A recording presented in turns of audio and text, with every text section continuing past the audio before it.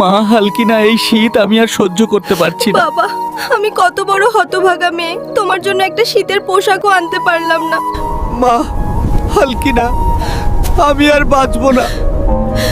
কিন্তু এই শীতে যেন গ্রামে আর কোনো মানুষ না। বাবা, আমি তোমার কথা রাখবো, আমি কথা দিচ্ছি গ্রামের সবাইকে কম্বল দিব। হে আল্লাহ, আমি কিভাবে গ্রামের মানুষদের কম্বল দেব?